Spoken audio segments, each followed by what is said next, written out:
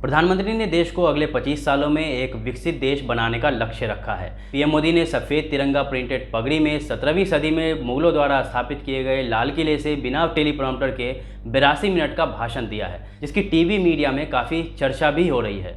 खास बात यह है कि पीएम मोदी इस बात को एडमिट कर चुके हैं कि भारत अभी विकसित नहीं हुआ है। हालांकि पहले ऐसे कई मौके हैं जब भाजपा नेताओं और मंत्रियों ने देश के विकसित देश होने के दावे किए। अब प्रधानमंत्री के नए रिजोल्यूशन के बाद ये एक भ्रम साबित हुआ है।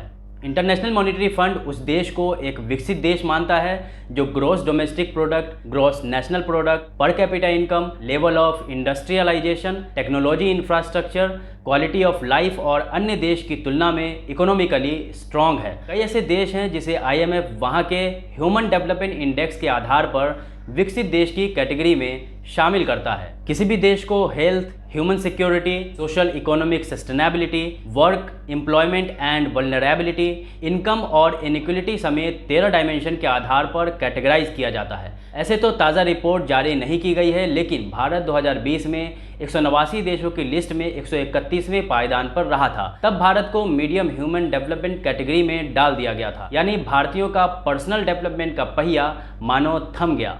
हाल ही में वर्ल्ड बैंक ने भारत को लोअर मिडिल इनकम इकोनॉमी की लिस्ट में शामिल कर दिया है, जिसका सीधा सा मतलब ये है कि भारत अपनी आज़ादी के 75 साल बाद भी विकसित देश नहीं बन पाया है। लोअर मिडिल इनकम कंट्री में वो देश आते हैं जहां पर कैपिटा इनकम 1086 और $4255 के बीच है। मोदी काल में भारत पर कैपिटा इनकम में भारत की मदद से ही बने बांग्लादेश से भी पिछड़ गया। भारत का 2021 में पर कैपिटा इनकम बांग्लादेश के $2227 के मुकाबले $1947 तक गिर गया था। IMF यह भी मानता है कि 2025 तक बांग्लादेश पर कैपिटा इनकम में एक बार फिर से भारत को पछाड़ सकता है, जो प्रधानमंत्री नरेंद्र मोदी के $5 ट्रिलियन इकोनॉमी के सपने को एक झटका साबित हो सकता है। ऐसे तो भारत दुनिया की छठी सबसे बड़ी अर्थव्यवस्था है, जिसका मौजूदा वित्त वर्ष 2022-23 में 7% की दर से ग्रो करने की उम्मीद है। एक्सपर्ट मानते हैं कि भारत 2050 तक अमेरिका और चीन के बाद दुनिया का 3rd लार्जेस्ट इकोनॉमी बन जाएगा। इनके अलावा 2050 तक भारत की आबादी चीन से भी ज़्यादा 1.4 अरब हो जाएगी,